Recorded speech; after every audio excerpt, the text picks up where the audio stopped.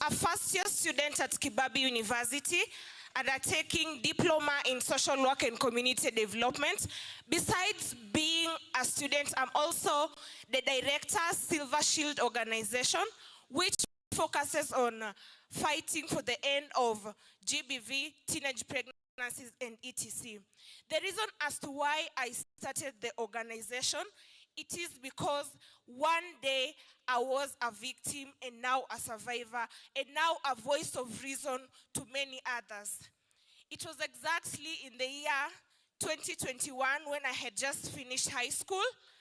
I saw myself as a young, beautiful lady who qualified to be a wife material.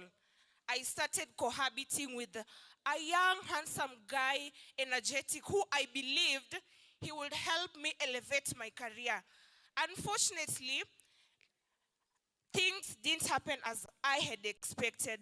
A while back when I was still in high school, I was elected the Deputy President, Kenya Student Council. So I had this motivational factor in me to do what I want, to go for what I want. As much as I was in a relationship, I didn't allow it to coil me, to shrink me. So getting in this relationship, it didn't go as I expected. Insecurities stepped in. Manipulation, blackmail, etc. At that point, I didn't know my personal rights were being violated because the guy wanted to go through my WhatsApp conversation because he believed all those meetings that I was attending, I will definitely get someone who will snatch me from him. So at this point, it is when it is clicking my mind, the violation that was being practiced was technological facilitated gender-based violence.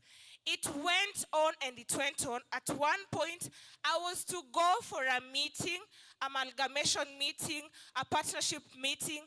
Then this guy closed the doors and he commanded me, today you're not going for this meeting because I believe you're going for your personal reasons. I cried. In the process, we got physical. He hit me to a point that I lost conscious and I started nose bleeding. And that was my turning point. I want to tell you, GBV is not just these statistics that we read on papers. It is not a distant tragedy. It is within us. We fight it every day in our school, our churches, our home. And it takes up to you and me to stop it. On 2nd of December, I carried a group of social workers. We went to Msakasa TTI. They were taught what GBV is. On 12th of December, our honorable guest, we are going to Kakamega to practice what we were taught on GBV. We are going to impact to a rescue home in Kakamega. Therefore, it is my personal request that as a mother, you can help us facilitate the transport to Kakamega. We are at least 20 of us so that comrades can learn and get empowered. I look up to you, and I'm hoping after this conversation can go on and on. I want you to mentor me so that one day I can also fit in your shoes. Thank you.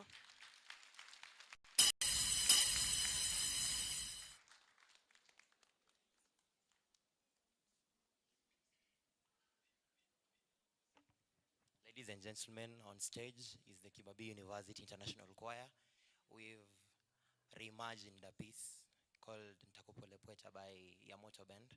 It also echoes most of the information about gender-based violence, and since we are performing as a mixed team, it addresses both genders. Thank you.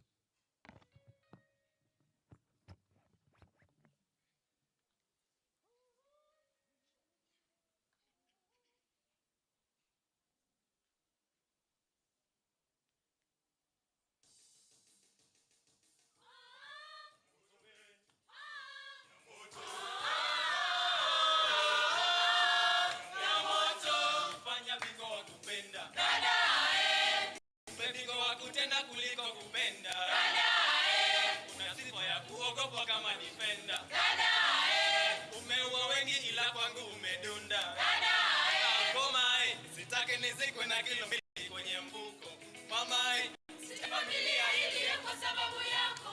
Dadai, ananitegemea mama. Ananitegemea mama. Atalia sana. Atalia sana. Katika familia mimi ni baba. Japo baba yupo. Nikija kufa nani ataziba? Hebu kwenda zako. Ananitegemea mama. Ananitegemea mama. Atalia sana. Atalia. Buku wa kizungu, chinjaji anatabu. Buku wa kizungu, chinjaji anatabu. Hebu niache, hebu niache, niache, unapitaje, unapitaje, hebu niache, niache, hebu niache, niache, niache, niache, unapitaje, unapitaje, hebu niache, niache, unarambo, unarambo, ninamua, ninamua, viujaniua, viujaniua, unarambo, unarambo, ninamua, ninamua, mina kuitaga we mwenda wazimu. Nimepata habari mwili wako umeongeza sumu. Unang'ang'ana sana. Umekosa singeli ngoma ya kucheza una. Nenda kaicheze segere, segere mama, segere, segere oh, segere, segere mama. Segere, segere mama, segere, segere oh, segere, segere mama.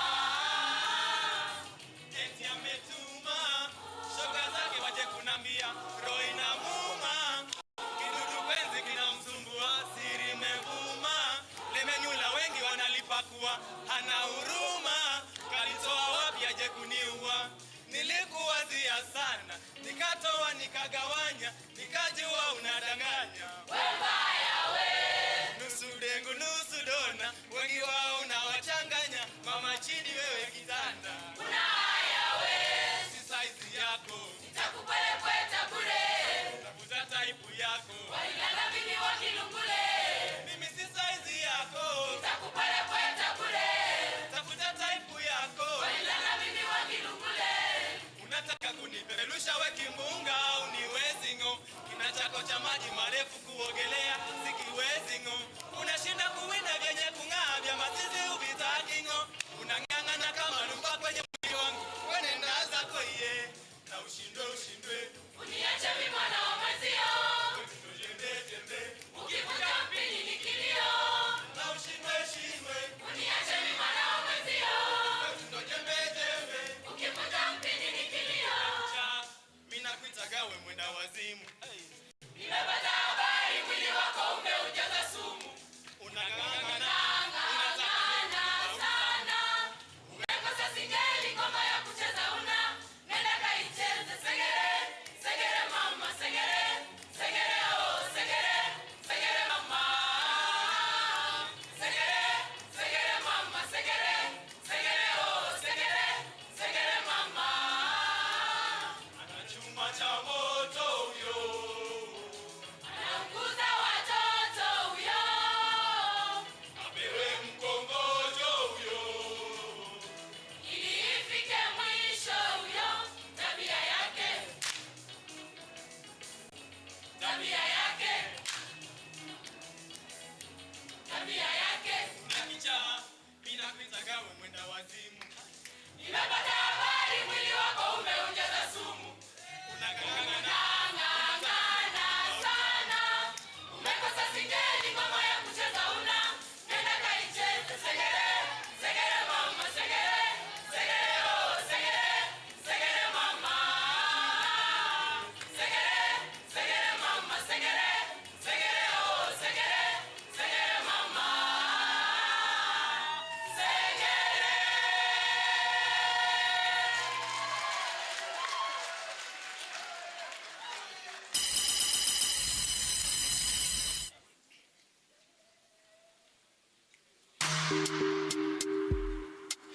Thank you so much, Kibabii University Choir. I was hoping that you'll do the one for Luya yesterday so that we can do a bit of a Maveka. But you didn't do that, but it's okay, it's fine. I hope we'll have that time. The communique, is it ready?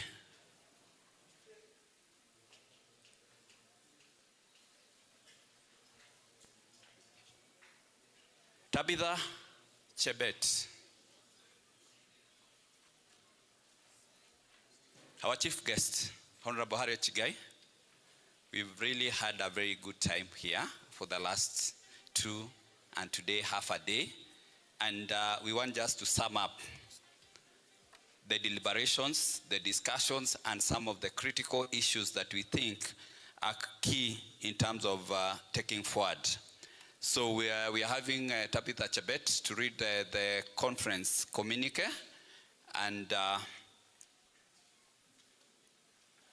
we've challenged a little bit, but we will hand it over paperless, if you agree to that. And then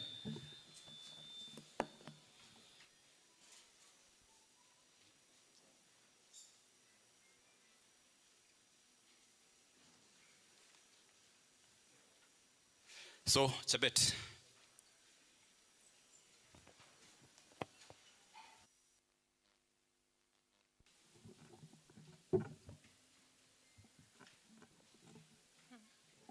Okay, yeah, let him. Chebet, before you go on, we have a young man here that he has requested 1 minute. Henry Gikenye, 1 minute. You should be up on the stage. 1 minute.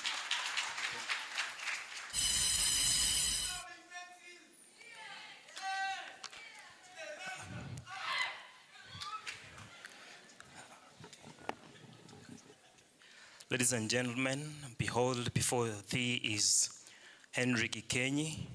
I was a student here. Now I'm a former student, a qualified teacher of English and literature, though without station at the moment. I'm also one of the serious poets, serious and committed poets, and a published author. My first book is called In the Casket. It is one of the set texts within our university here for poetry books. My work is part of the excellency of the class of 2025 English and Literature. Then this is my second book. It is called Soulmate and Other Poems. Then lastly, this is my third born. She is called A Letter to My Wife. On social media platforms, I'm known as the Sobbing Pencil. That's my pseudonym, the Sobbing Pencil. If the audience is asking why sobbing, my poems are a mixture of sadness and joy, and that is what makes us human. Simaros Masia Lutumba once sang in one song where he said, when someone is crying somewhere, someone is laughing somewhere, and that is conditio humana. And I was given 1 minute. I think it is over. Maybe the price is 350 shillings each, and I'll be there at the table, at the door there. So if you are willing to savor the aesthetics given in this text, feel free to come there and grab your copy. Thank you. Thank you so much, Kenya.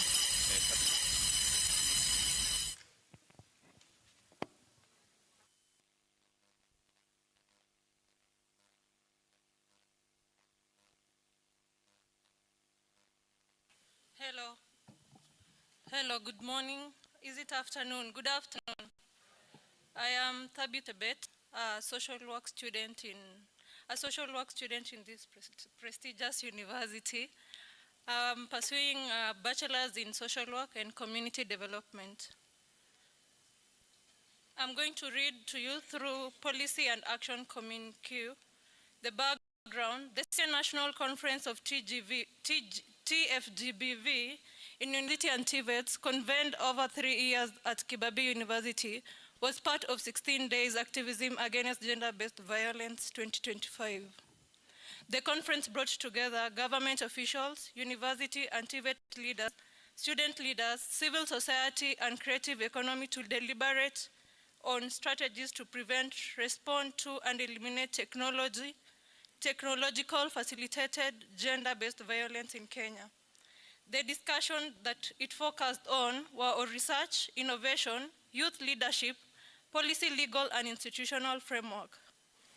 We'll move to the key observations. They include TFGBV is pervasive.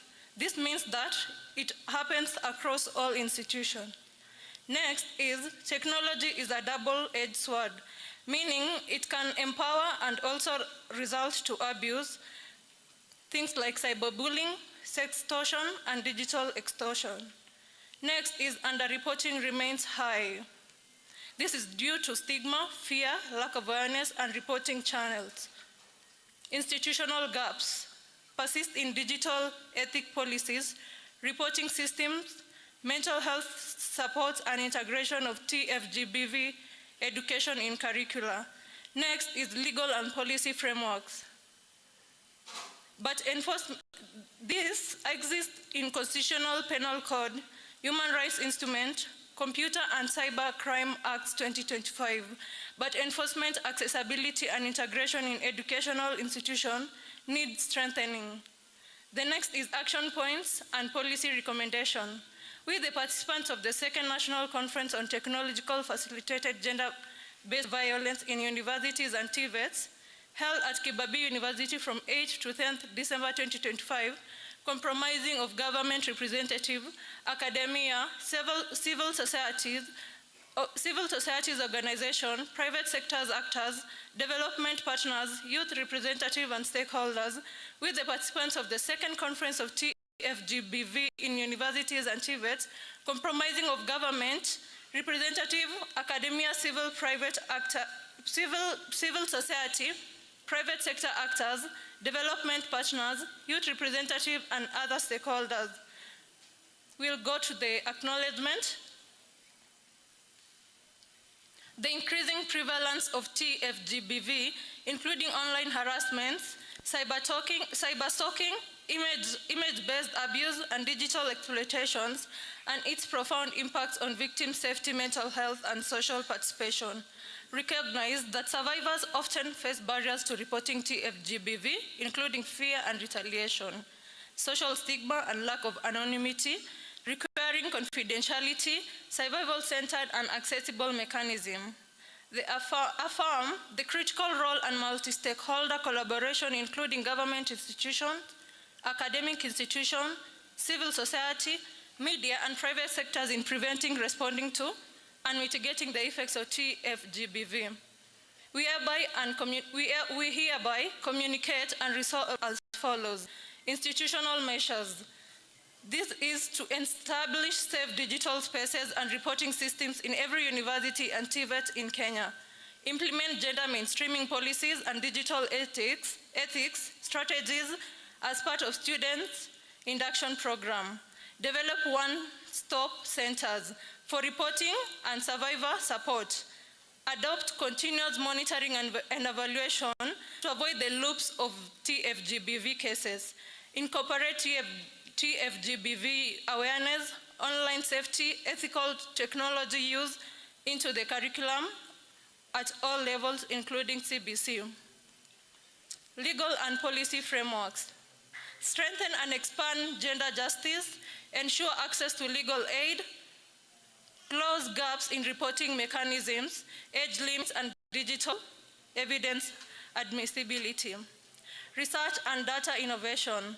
Promote evidence based on decision making, promote AI and blockchain innovation, develop system for Africa culture and gender sensitive AI,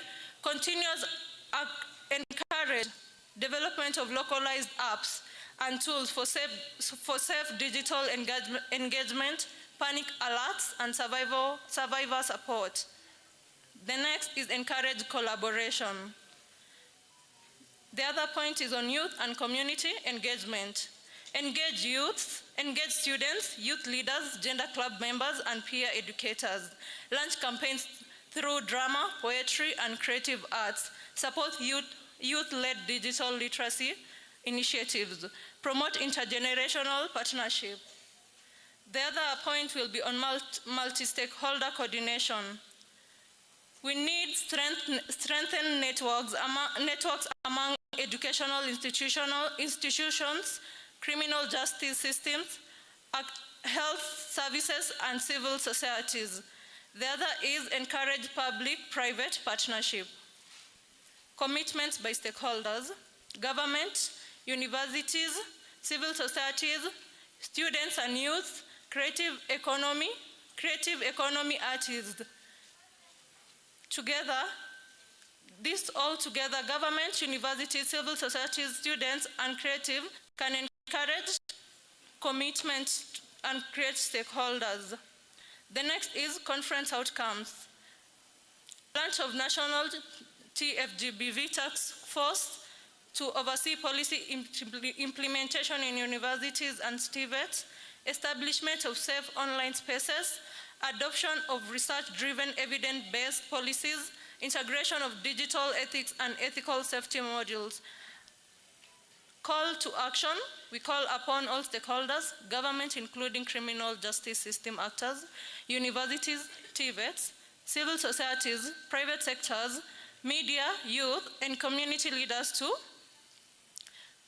commit to creating safe, inclusive, and equitable digital environments, prioritize research, education, and innovation, uphold dignity, rights, and safety of women and girls, ensure multi-sectoral collaboration. With the delegates of the second national conference of TFGBV in universities and TVETS, reaffirm our collective commitment to preventing and responding to eliminating technological facilitated gender-based violence. Thank you. Thank you so much, Chebet. I think all of us.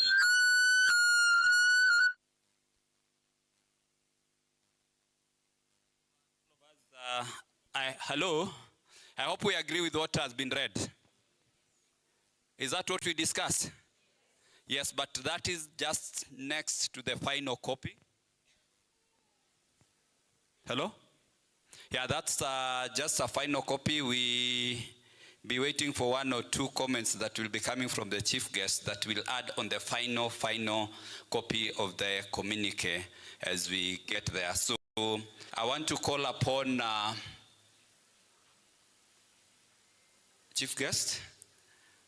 This is an opportunity. We want you to have a photo session with some of the groups that have presented some items. So I'll be calling them on stage, and if you are here, you come and you'll have a photo opportunity. So we start with the University of Kabianga, the Moot Courts team. Kindly come on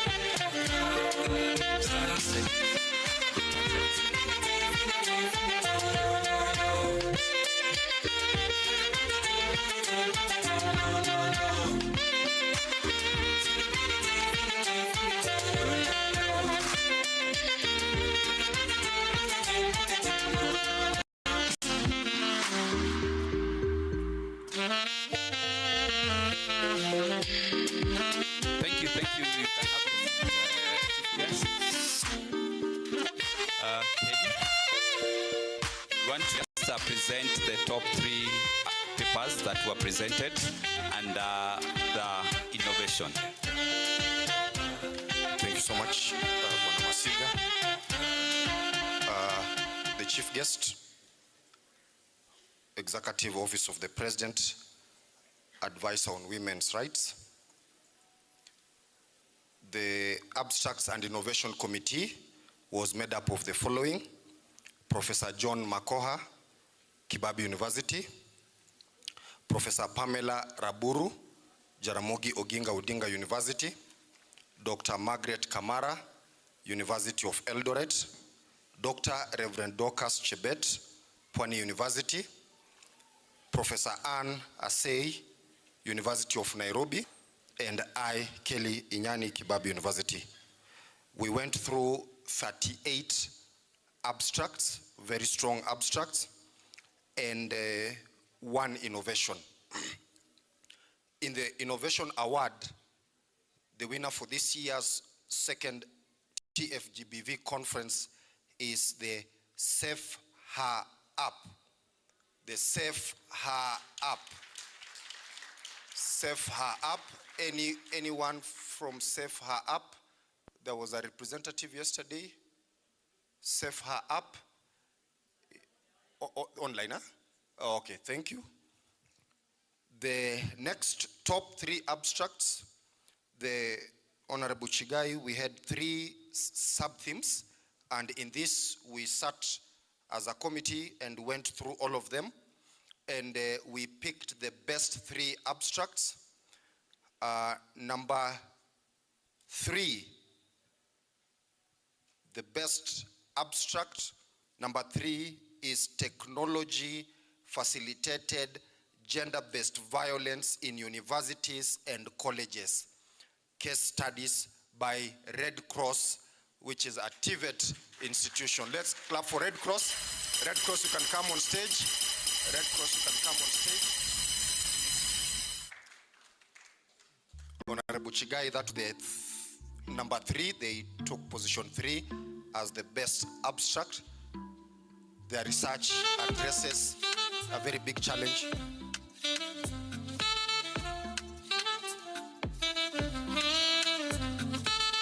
Okay, I've been requested, Honorable Chigai, humbly come on stage.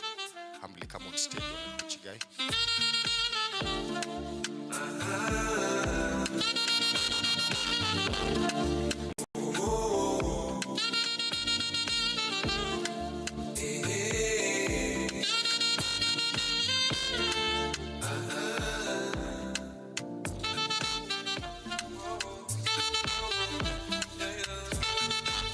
Thank you so much, Honorable Chigai. You remain on stage. Number 3, kindly. Number 3, Songyapa, kindly. Yeah. Songyapa. Number 2, the second best abstract that attracted the attention of the committee was Power Dynamics and Technology: How Lecturers or Administrators Misuse Digital Platforms to Exploit Female Students in University. Power Dynamics, let's give him a clap. He made a presentation here, thank you. He's around, thank you. Thank you so much. Power Dynamics and Technology: How Lecturers or Administrators Misuse Digital Platforms to Exploit Female Students in University. Let's give him a clap. Let's give him a clap. He took position 2. Thank you. You can stand here. Thank you so much. Position 1, the best abstract, is Norms and Pathways to Technology Facilitated Gender-Based Violence in Universities by the University of Nairobi. Ojuang, any representative from University of Nairobi? Professor Ann? Oh, they've left, eh? Okay, so Prof Pam, kindly come receive that.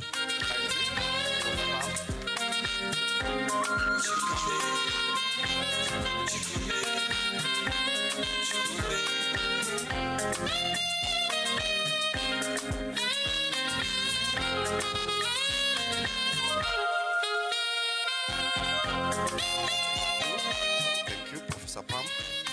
So Professor Pam, maintain that position, Professor Pam. Number 2, kindly come next to Honorable Chigai. 2 of you this side, 2 of you that side, kindly.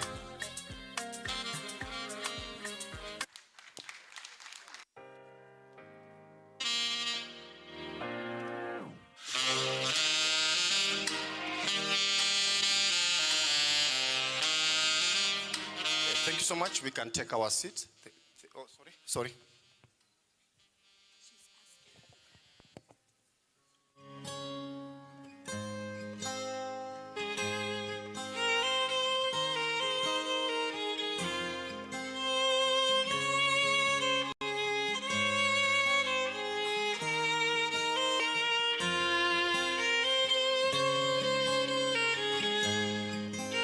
Thank you so much. Thank you so much. We can take our seats. Thank you. Let's give them a clap.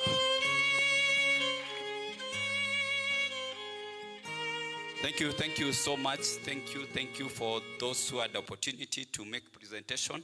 So next year we hope that it will be more and more. You'll be receiving the certificates. I think they should be coming in a few.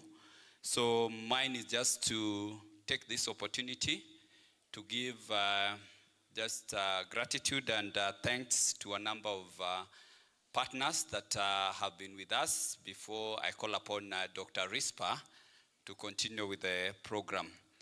First is the Executive Office of the President through the Office of the Women's Rights Advisor. Thank you so much for the thought and for planning this event. Thank you so much, Ministry of Youth Affairs, Creative Economy and Sports. Thank you so much, Kibabii University, for being a partner and hosting the second National Conference on TFGBV in universities. And for this year, there was a value add, which was to bring in the TVETS also, because they are critical. Office of the Chief Justice, representing Judiciary, thank you so much. State Department for Youth Affairs and Creative Economy, Asante Sana. The National Youth Council, led by the Chair, Sophie, Asante Sana. The County Government of Bungoma, Asante. The Office of the Director of Public Prosecution, thank you so much. The Communication Authority of Kenya, the Office of the Office of the Data Protection Commissioner, the National Endemic Diseases Control Council, Nuru Trust Network, Kenya Red Cross Training Institute, presenters of papers, keynote speakers. We can agree they really made the conference to be lively, and they gave us a lot of insight in terms of just aligning with the research and innovation of universities. The Kipevu restaurant, the media, National Bank, the silent listeners, the rapporteurs, the astute note takers, Asante Sana, the all times, the event planner, Asante Sana, the various universities and TVETS that are represented here. University of Eldoret, University of Embu, Technical University of Kenya, Kibabii University, Rongo University, Meru University of Science and Technology, Pwani University, the Nairobi University, Masinde Muliro University, Jaramogi Oginga Odinga University of Science and Technology, University of Kabianga, Egerton University, Alupe University, Moi University, Kisii University, the TVETS, Kenya Red Cross Training Institute, Sangalo National Polytechnic, Sigalagala National Polytechnic, Kisiwa Technical Training Institute, Thika Technical Training Institute, Tharaka Technical Training Institute, Mukiria Technical and Vocational College, all the way from Meru. Special thanks to the patron for the Kibabii Choir, Dr. Edith. Asante Sana, the National Police Service. Thank you so much. And lastly, the media. They've been very, very, very up to the task, ensuring that we are all out there, that people can know that this is what we are doing. So Asante Sana. But lastly, the planning committee, I think your work has been good. Asante Sana. I call upon Dr. Rispa to continue from here.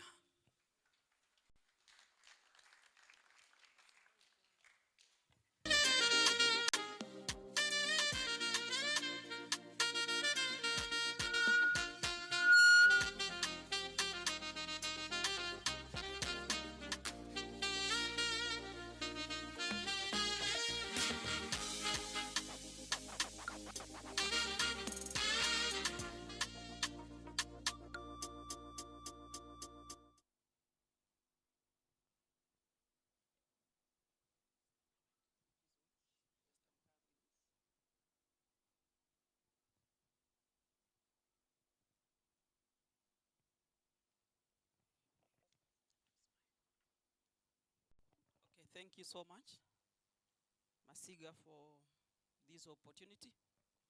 Our chief guest, Honorable Harriet Chigai, all the guests who are around today, the students from various universities and technical institutions, and the rest of the invited guests, good morning.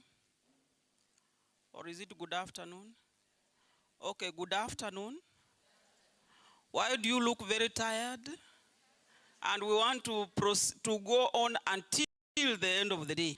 So for those of you who may not remember my name, I'm Dr. Rispa Ipuhulu, the Director, Institute of Gender and Development Studies, Kibabi University. I'm a teacher by profession, currently serving as the senior lecturer in the Department of Curriculum and Pedagogy, meaning we prepare teachers. I'm a mother, a wife, and apart from that, I'm a mentor and a very serious treasurer in my church. Sasa mkiniona mimi ni mapesa kila wakati.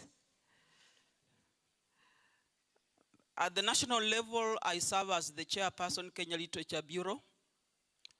And in our midst, you'll allow me to give my fellow chairperson of the National Youth Council Board of Directors, Madam Sophie, just to come here and say hi. Then I'll pick up from there. Please come. We are the two of us from this university serving at the national level, so it's important that thank you. Thank you so much, Dr. Rispa, for this opportunity. Like the director has said, my name is Sophie Nekoe Waliaula, and I want to also introduce myself the same way Daktari has introduced herself. Tuliambiwa jana by Prof that when you're introducing yourself, please introduce yourself comprehensively. Sindio? So my name is Sophie Nekoe Waliaula. In this university, I manage the standards. I am the coordinator, ISO standards.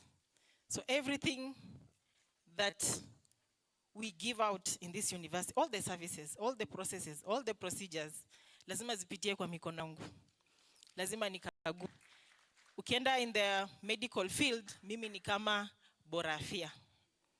So the students who are here, or our students, be very confident in our services because they meet the international standards. Sindio? And then, I am single. Very single. And I am searching. So if you have a brother, if you have a nephew or whoever that can meet the qualifications of tall, dark, and handsome.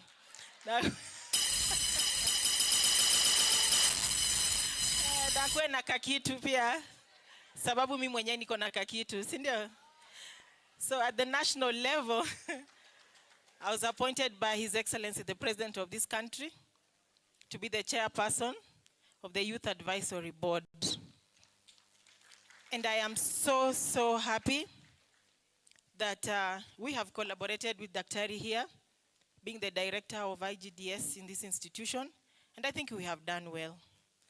Pale tumekosea, mtusame, because to human is error. Tutaendelea in quality assurance we say, there's always room for improvement. And for the sake of the National Youth Council, Daktari, if you can allow me, I have my staff here. Staff from the National Youth Council, mko wapi? Please just come forward.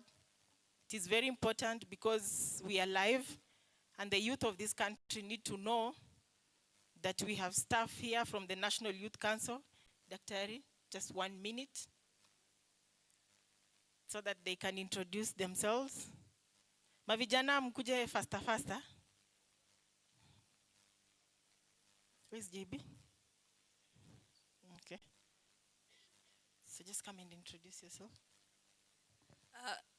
Mavijana, mko poa? Mko fiti? Ai, sisikie energy.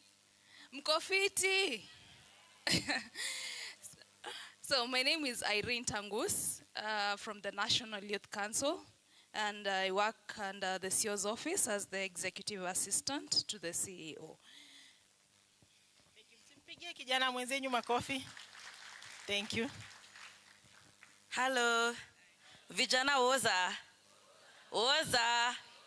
Yes, my name is Tracy Ngoya, and I work as an advocacy and communication officer at NYC. Thank you. Hello, Fichana.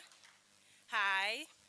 My name is Veverin Mwango from National Youth Council. I work in the Department of Finance and Accounts. Hello.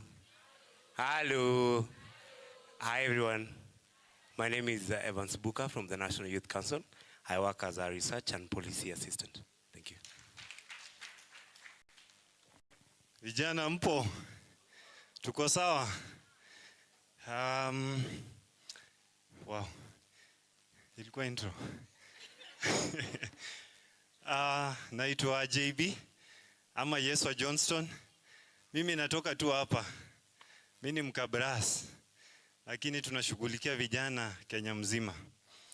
Nafurahi kukua hapa. Tumekuwa hapa some few months ago, tumekuwa tunatembea tukiangalia miti zetu kama bado zinamea. Tukitafuta coordinates, but wamezichunga. Nimeziona. Tunashukuru sana, niko in charge of ICT and compliance at National Youth Council. Asanteni sana. Na asante kwa kututunzia chair. Hello. Habari zenyu? Kwa majina ni Hesbon Randy. I work at the National Youth Council in the procurement department. Thank you so much, team. So daktari, asante sana. Kabla nikae chini pia lazima kamati ijue that the chief guest ni rafiki yangu sana and tulienda shule pamoja.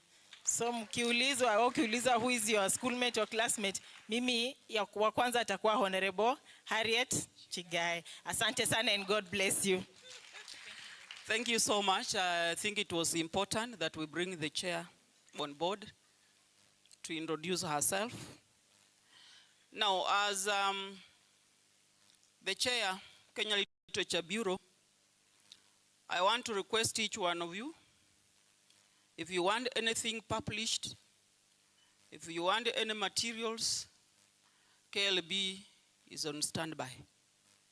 If you want your story to be published, we are ready to assist you. If you want books for donations, talk to me nicely na pole pole. Tutaona cha kufanya. Is that okay? Now, as the director of the Institute of Gender, Kibabi University, I wish to say I'm one of the happiest women that Kenya has ever produced. If you are not happy, hiyo ni shida yako. Personally, I'm very happy that number one, we were given an opportunity as an institute with my colleagues to host this conference. Being the second one, I know there are flaws, but there are also positives. And I normally advise my guests, if you see something that's not right, just put on your piece of paper, pass it over to me, I will improve. Something that is very good, shout it out. For everyone to do what? To hear and appreciate what we have done. So I wish to appreciate Madam Chigai for considering Kibabi as the host for this conference. I know we have marketed our university, and out there people are wondering, where is this Kibabi University? And here we are, very simple. And we have done what we could within our means. Apart from that, I also want to appreciate our management through our Vice Chancellor, Professor Isaac Ipara Odeo, for accepting to walk with us this journey. It has not been very easy when we received the communication that we are going to host, there is one young man who is very instrumental in our institute. By the way, our institute, we are just the two of us, the director and the coordinator. But we work through the board of the institute and the committee for gender mainstreaming. So I just want to request Onyx, wherever you are, just to rise and just wave to the crowd. Kindly, just arise and wave to the crowd. That is a young man who works 24/7. Many times the committee has realized that I'm either in Nairobi, chairing meetings at KLB, but anytime we have a meeting or anything to be done, he has done it on behalf of the institute. He has been supported very well by another young man, Inyani Kelly, and I think all of you have seen him. Those two young men huwa nasema ni watu wa mkono wangu, and I normally lead through delegation. I don't like being in one spot for a very long time. Once I have someone closer to me, I will tell them, can you take up? And I'll give what? Direction. Just like yesterday, I was telling you about my student from high school.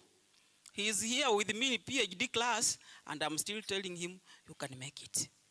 So those two young men, I think if they left Kibabi today, we will have lost, because they work like ants, day and night. So I wish to appreciate our Vice Chancellor. He's indisposed. He will have been here with us.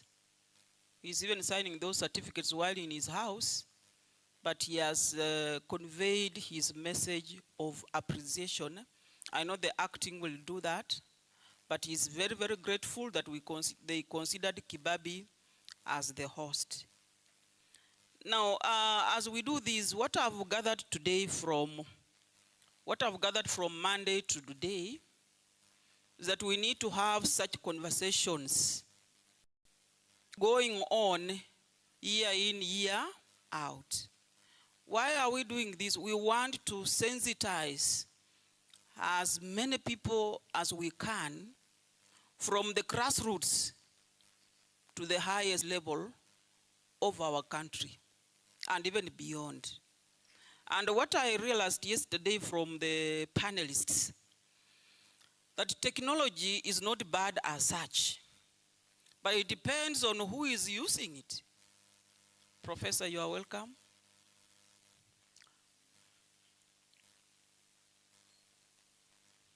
That is our Deputy Vice Chancellor, who has just arrived from another meeting and where he is coming from. He will introduce himself at the right time.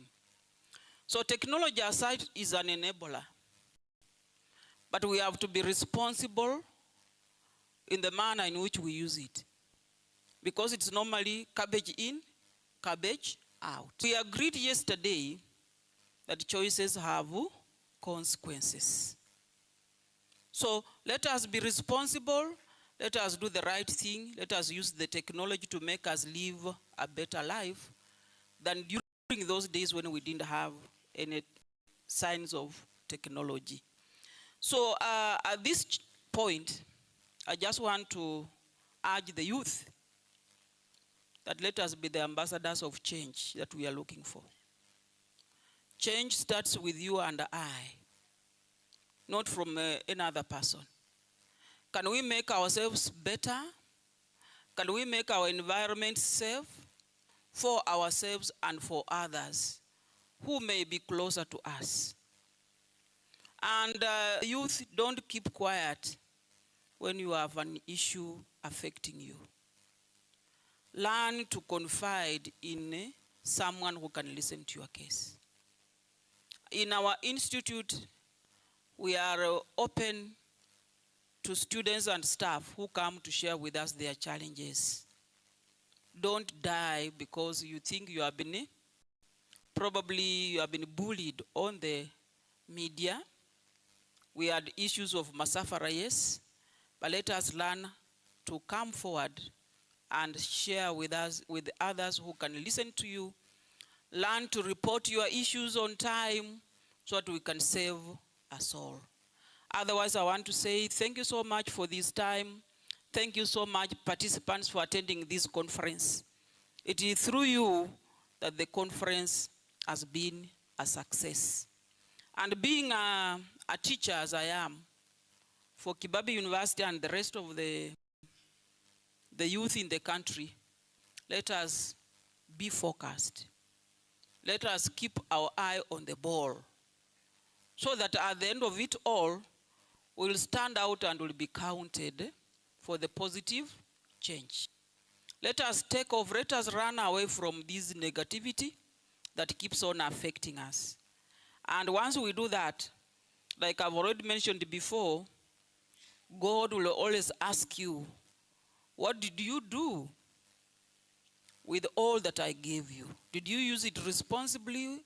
Was it responsibly used, or were you misusing it? So you'll have so many questions and answers before you are maker.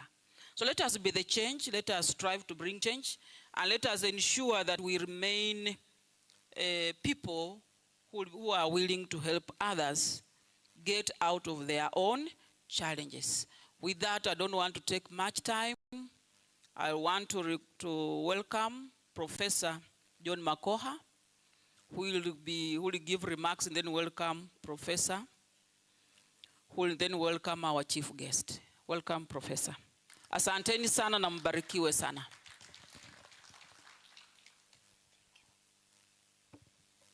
Thank you so much, Dr. All protocols observed, our chief guest, and all invited guests, good afternoon. How are you? My name is Professor John Wanjala Makoha, and I'm glad to receive my DVC PPRI, who is here with us. I would just wish to request us to put our hands together as we welcome him, because I will not say any other thing other than welcoming him here. Our DVC PPRI, please welcome. We appreciate you, and we request that you come and give your remarks. Thank you so much. Professor Mayo, karibu sana. Thank you.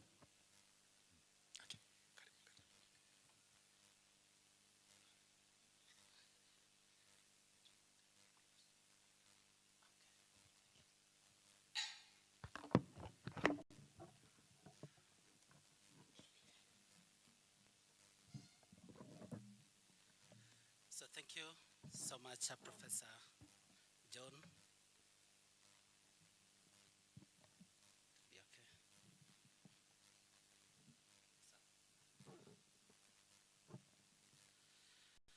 So thank you so much.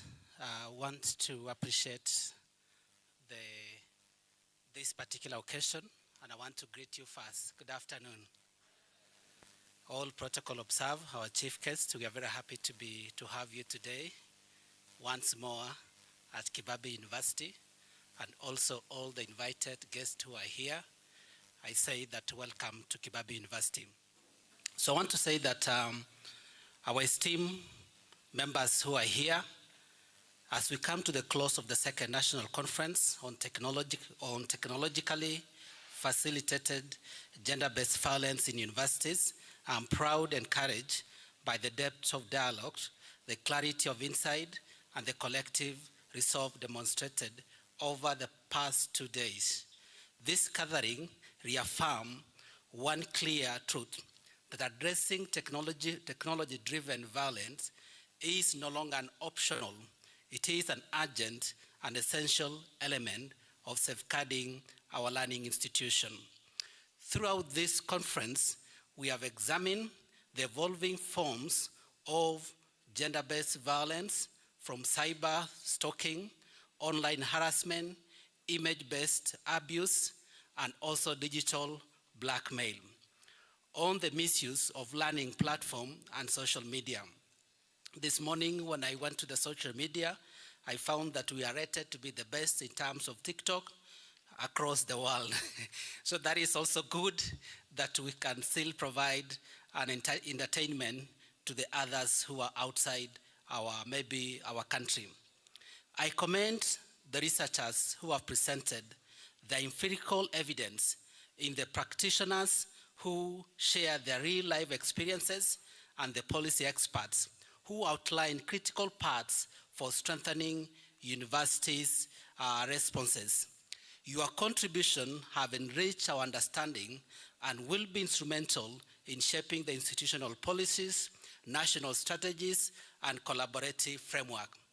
Our chief guests, we actually evidence that the presentation that was done were very good. And I pray that you will consider some of them with the committee which are here so that we can move forward to publish those presentations. I will be very happy as a DVC to ensure that we publish. I know that we have our journal, and we will be very happy as a university to do that. Allow me to highlight some of the general key commitments that have emerged from this conference. One of it is about capacity building. We must continue to train our staff and students and leaders and counselors and ICT personnel and every individual within our universities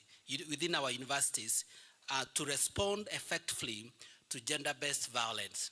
That is what we commit ourselves to do. In terms of digital safety education, our students need continuous awareness programs on online safety, responsible digital citizenship, and also accessing help without fear or maybe victimization. We will continue to do that. And then also in terms of collaboration and partnership, we must forge stronger alliances between universities, law enforcement agencies, civil society, organization, mental health practitioners, and also technology companies to create a united front against gender-based violence. My division deals with collaboration. And I want to say that I'm very happy that today we have a wider collaboration. Initially, we have been working with NYC, and also we have worked with other organizations. But we are very happy that from this conference, we have been able to expand our collaboration and partnership. We hope that this will move forward so that we can sign the MOUs. In terms of research and innovation, I want to urge our scholars to continue generating evidence, designing digital tools, and evaluating intervention that can make and scale across our institution. Without data, policy remains reactive. With research, we can become more proactive. Our university is known for research. Our university is known for the information. Our university is known to give solution to the society. So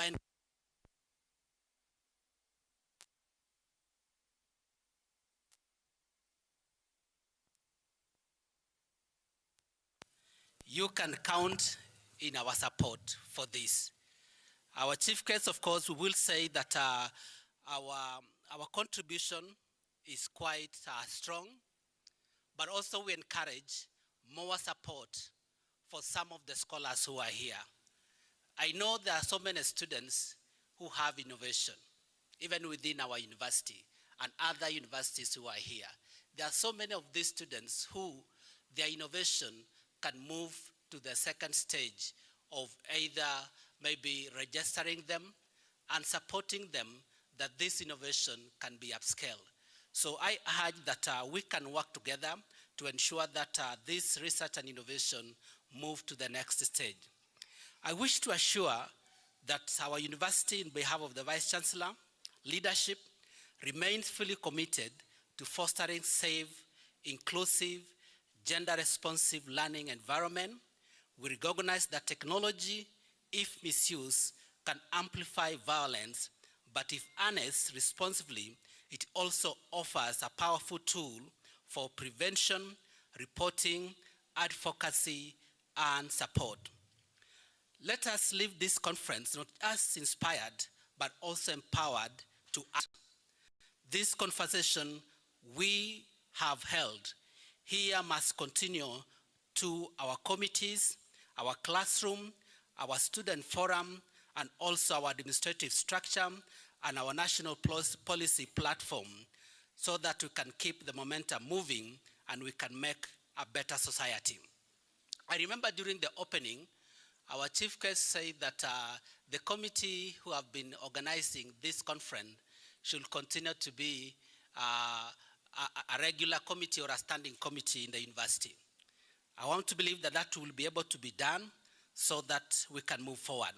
We are grateful as a university for choosing to have this conference in our university. We are grateful. I know for the last 3 days, our students have enjoyed, our staff have contributed, and we forever open our arms and say that if there will be another option, I know that we are going to Pwani. We will have said the third one should still come to Kibabii University, but maybe the fourth one or the fifth one should still come to Kibabii University. I extend my deepest appreciation to the organizing committee, the presenters, our sponsors, and all the participants for your dedication and contribution to this timely and national agenda that we have.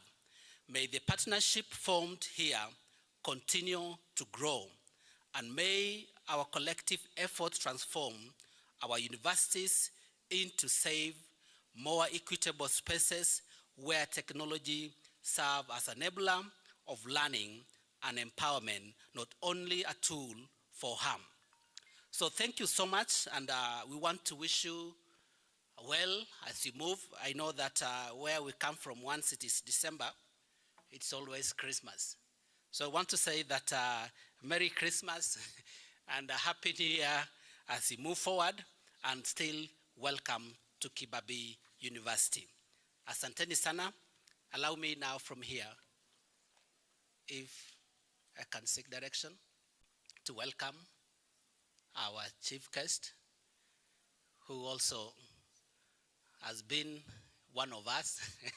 He has been our employer, and we are very grateful. Can we stand?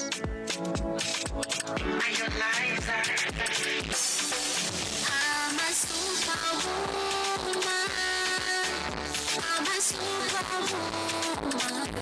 Yes, superwoman, superwoman, superwoman.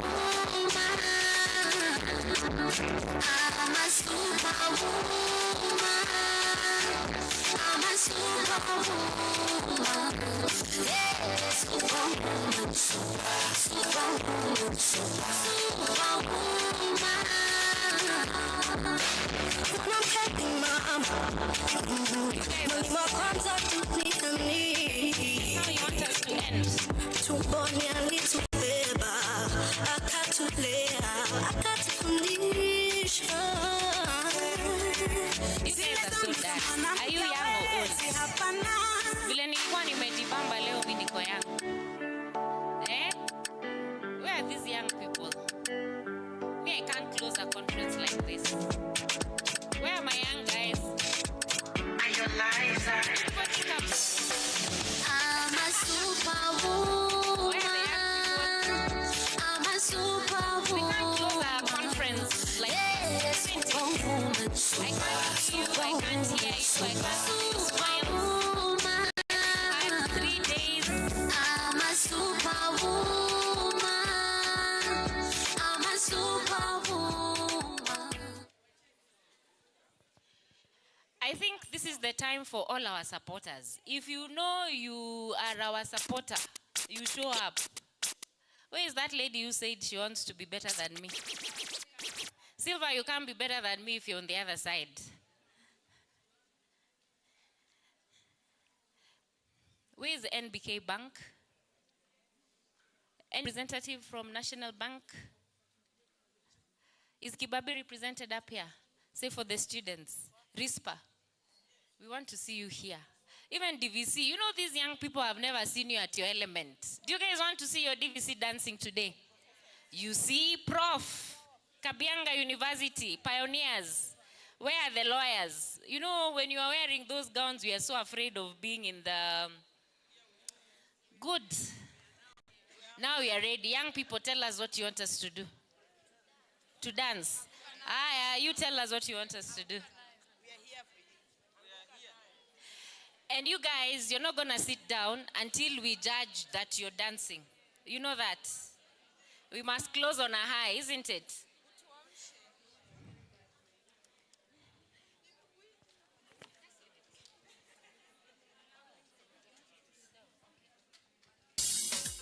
So DJ, I don't know what you're going to do to these young people. Come here, the young people. Kila siku. What is that?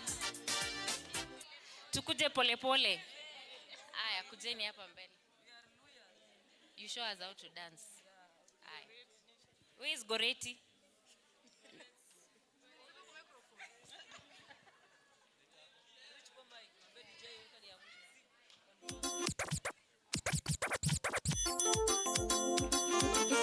Yeah. Anaitwa Ambassador Mika wa Nyenjera. Omwana omukiyabita. Ewawe. Akishika sana unaweka nduru wewe. Yey. Yey. Ay. Wali unia moshe. Nia moshe. Yele bori bori. Nia moshe. Jamani unia moshe. Nia moshe. Yele bori bori. Nia moshe. Naomba unia moshe. Nia moshe. Yele bori bori. Naomba unia moshe. Nia moshe. Yele bori bori. Nia moshe. Ikishika sana. Nia moshe. Yele bori bori. Jamani ikishika sana. Nia moshe. Yele bori bori. Nia moshe. Papa ikibamba sana. Nia moshe. Yele bori bori. Kwa kweli ikibamba sana. Nia moshe. Yele bori bori. Nia moshe. Ndizi kikushika sana. Nia moshe. Yele bori bori. Nia moshe. Sikikuna hisi sana. Nia moshe. Yele bori bori. Nia moshe. Mambo imechemuka. Nia moshe. Yele bori bori. Nia moshe. Kwa kweli mambo imechemuka. Nia moshe. Yele bori bori. Nia moshe. Kama umekubali. Nia moshe. Yele bori bori. Nia moshe. Kwa kweli kama umekubali. Nia moshe. Yele bori bori. Nia moshe. Tupate wote. Nia moshe. Yele bori bori.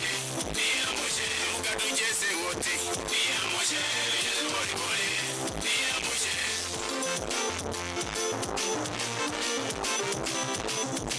Urayibungira.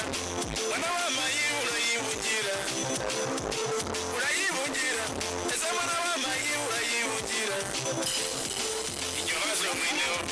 Mwana wa mayi inyobazo mwineo. Umutembo kwa mare. Mwana wa mayi inyobazo mwineo. Kitabu cha mare.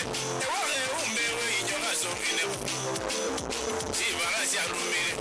Mwana wa baba inyobazo mwineo. Urwale wa mare. Mwana wa mayi inyobazo mwineo. Ulifa ya mare.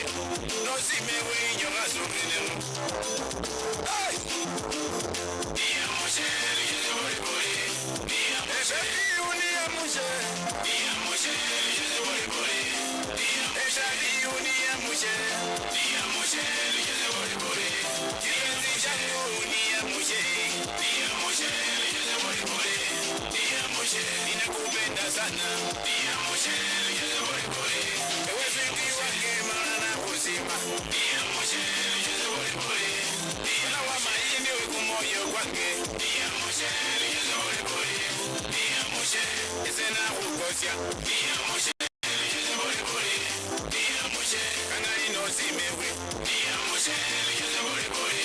Nia moshe. Eni ukipenda sana. Nia moshe. Yele bori bori. Nia moshe. Na tena zimeshika sana. Nia moshe. Yele bori bori. Nia moshe. Na tena imebamba sana. Nia moshe. Yele bori bori. Amuka tukatige kidogo. Nia moshe. Yele bori bori. Jamani weka mawazo kando. Nia moshe. Well done, well done. Bado tuko na test ya nyinyi. You guys were not dancing, so there's another session where it will be them, not us. Sindio? So where is the podium? So are we happy today? Are we knowledgeable today? Do we feel like we've learned something in the last 3 days? I can't hear you, young people.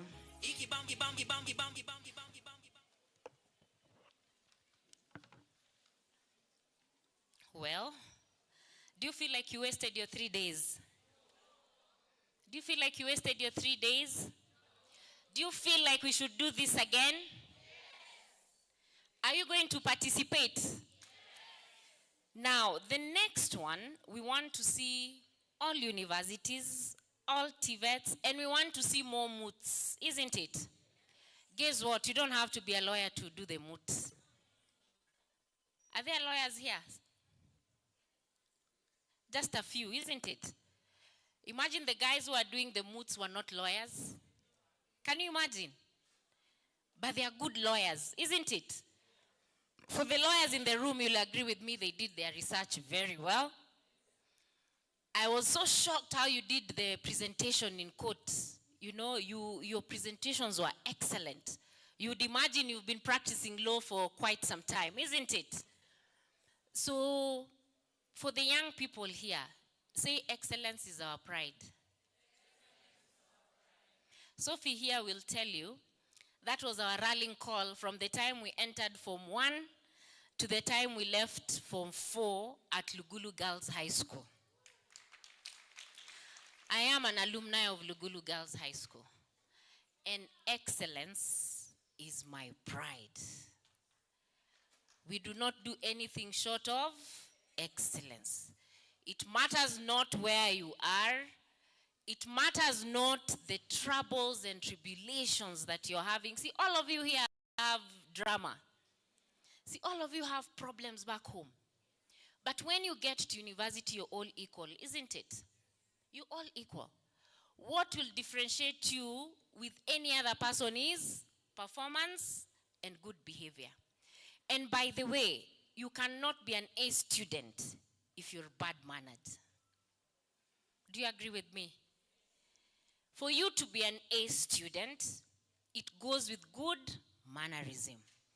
For you to be an A student, it goes with excellence. You know, we have watched and listened to you students. This is about you students. It's not about us.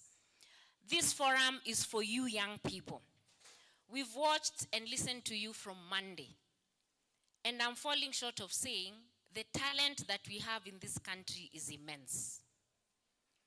In fact, as we speak today, I hope all of you have registered yourselves in any of the government programs on innovation, talent, business, and incubation. Have we? Have we?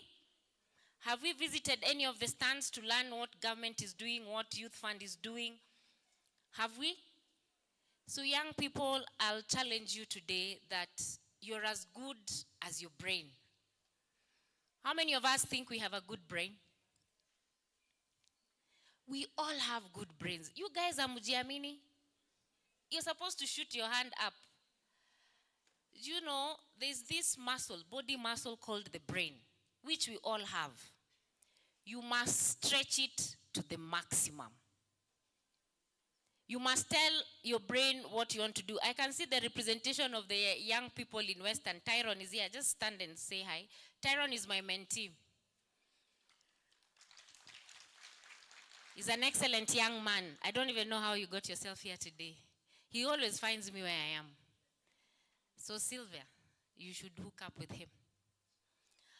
So for young people, your brain, that muscle called the brain, you can stretch it the way you want it. If you tell your brain today, I want to sleep, guess what? You'll sleep. If you tell your brain today, I want to be a billionaire, guess what you will be? Because the next question will be, how do I become a billionaire? How many of us are running away from poverty? Then can we all run? Because poverty is not a good thing. There is no pride in being poor. And I tell you this out of experience. Because when you're poor, you don't even believe in yourself. Everybody expects you to walk around with a begging bowl, isn't it? So you must be able to stand for yourself. When we were younger, we were running away from poverty. I don't know what our children will be running away from. We were running away from problems at home. We were running away from trials, tribulations, you know, broken families, name it. So for young people of today, the question I want to ask you, in your journey to success, which you already started, what are you running away from? If you're running away from poverty, that's a good thing. Who told you because you come from a poor family, that is your definition? Who said that? I can also tell you all these great women and men seated here have a great story to tell, including myself. If I start telling my story, it's not going to end. And I am still writing my story. So you must all start writing your story. And our stories are not good stories. We've all gone through painful journeys. We've gone through trials and tribulations. We have been betrayed. But we are not stopping, are we? We must remain focused. So that is my message to the young people today. And for you to be what you want to be, you must be disciplined. I remember Mrs. Were used to tell us we must show up and we have no apologies for who we are. Can you say, I will show up and I have no apologies for who I am? Yeah, have some oomph in your life. People should not define you, isn't it? Define yourself, write your script, and walk it. Everybody else must fit in it. If they don't fit in it, you tell yourself that's not your space. Don't remain small. Say, I will not remain small. Because that's not my definition. Say it. It's not my definition. Nobody can define your path. Nobody can shape your path. All these lecturers here are just giving you a mantra. They're just giving you a guideline. But the journey that you have fashioned, you have to do it yourself. And it's not going to be easy. I can assure you, if you think you have problems, there are more problems in future. It's not going to be easy. So I can't lie to you that it's easy. It's not an easy journey. For you to succeed, you must sweat, you must toil, and you must shed some blood, either literally or not. But that small body organ called the brain, that one is the one which will shape your future. You must talk to your brain, you must talk to your legs, you must talk to your heart every single day and remind yourself where you want to go. So, that was not my speech. Professor John Makoha, AG Deputy Vice Chancellor, I think you should just be the deputy. These acting manenos. Because the next thing we'll be asking is, how long have you been acting? You know? So just confirm and be, you know?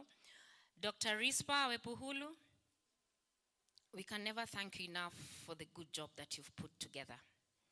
Your work is exemplary. We can see it.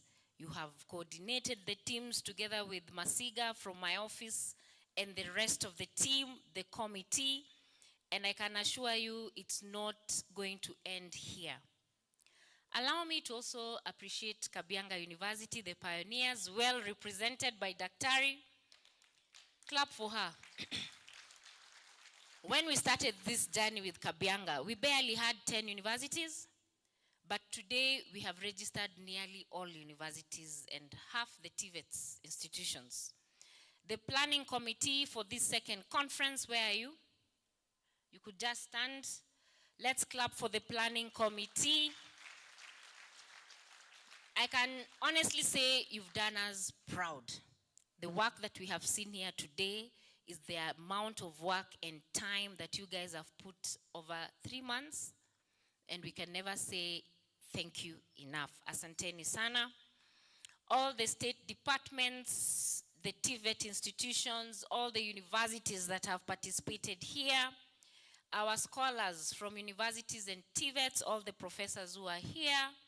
We have our security team. I can see the area security. Just stand and apologize. We didn't recognize you when we started. Maybe you were earlier. Asanteni sana for being here. It means a lot to these students to know that the local community security is actually with them. So thank you very much for taking your time and for being here. Distinguished youths present, you know you're all the chief guests today. Can you clap for yourselves? And clap harder because you're here day 3 and the hall is full. So congratulations to you all for actually not taking your time. And remember when we started, I said today will not repeat itself, isn't it? You can imagine all the other university students who are not here. They are not beneficiaries of the knowledge that you guys have exuded here today. So Silva Malaho, for me, I do not want to mentor you to be like me. I would wish you to be better than myself. So with that, I think you can get in touch with one of my team. There is Caroline there. You can just give her contacts and we can walk the journey with you. So I would love to see the you who's better than me in the next near future. I don't know how old you are. 22. Then you're going to be a gracious woman because your age and mine is a little bit, you know. So I would wish by the time you're my age, you'll be better than me. So that's my prayer, and I hope you stick to it.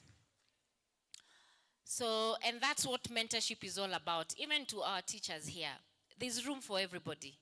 And I want to believe that where we are going, the reason as to why we have so many gaps in society on matters governance is because we don't prepare our succession plan. And when you're being prepared to take over, please don't take over from your boss. The young people, you stick there until your time arrives, isn't it? So when you're being prepared to be, allow your boss to allow you to be, isn't it? So young people, it's a journey. It's a journey. So don't be in a hurry to drive the latest Mercedes. You could be seeing me driving the big car. You don't know, maybe I stole it. Most rich men don't tell you where they get their money, do they? Most rich women don't say where they get their money, do they? So don't admire my life. Fashion yours, isn't it? That's what I'm saying. I remember one day I went to the police station. I'm a lawyer by profession. And when we were dealing with this case, it was a fraud case. The police in station told me, "Madam, if you're driving your bicycle, pat yourself at the back and say, 'It is my bicycle.'" And he said, because all these people out here, you see them, they're here because of theft. So don't admire my Prado. You don't know, I could have stolen, right? Don't admire my Land Cruiser. You don't know, I could have stolen, isn't it? Fashion your life. And have a proper strategic plan how you want to achieve your goals. How many of us have a strategic plan? A 5-year plan?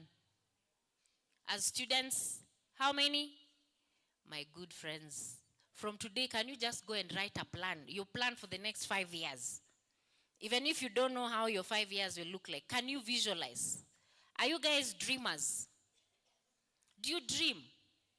Do you dream? Can you dream about yourself in the next 5 years and pen it down and start working towards it? Because if you don't do that, one, you'll feel like the society is against you. Two, you'll feel like everybody does not listen to you. Listening to you, yet you don't have a plan. I've just asked you, what's your plan for the next 5 years? You got no plan. So if you don't have your personal strategy for the next 5 years, it then means you're disturbing everybody around you. Because you have all these expectations that everybody don't know, you've never spoke them up, you've never jotted them down, and you have no plan of how to achieve them. So then you become like, you know, you become like a buzzing bee on people's ears. But if you have a plan, you'll be able to say, for me to achieve plan A, I must do this. If I must do this, I must find person X. Isn't it? So let us have a plan. How? So do we feel fulfilled? Do we? Do we feel like our questions on matters GBV, TFGBV have been answered? Do we feel it? Are we ready to end TFGBV and be the champions for GBV in whatever form? Young people, remember, you are the future. You are the today and the future, isn't it? So you carry the journey in your hands. So as we conclude this national conference, I'm deeply moved. The fight against TFGBV is not just an academic conversation for me, it's a lived reality for too many young women and young men, too many families and too many communities. What we have seen here over the last 3 days tells me one thing, that we are ready. Kenya is ready, ready to lead, ready to reform, and ready to build a stronger and protections for our young people within the digital space. This gathering has not just discussed problems. It has charted a pathway. It has set a clear agenda. Our institutions must act, our innovators must be supported. And as government, we must keep strengthening the enabling environment that ensures every learner, every woman, every Kenyan is safe, whether offline or online.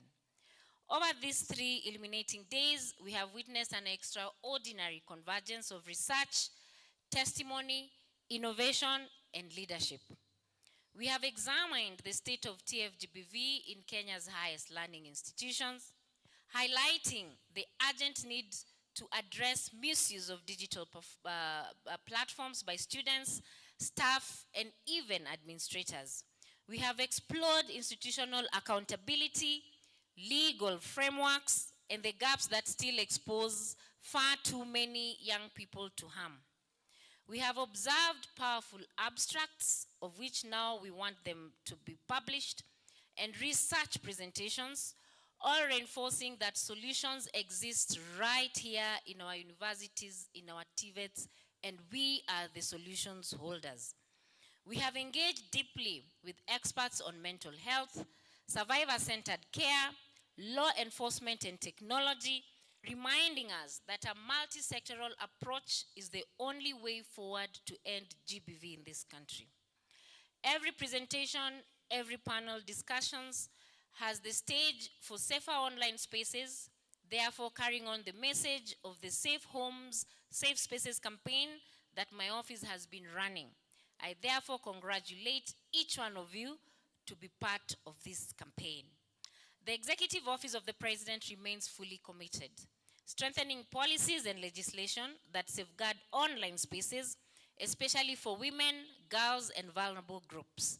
The Computer Misuse and Cybercrimes Act and the Sexual Offences Act must be amended to include AI-related offenses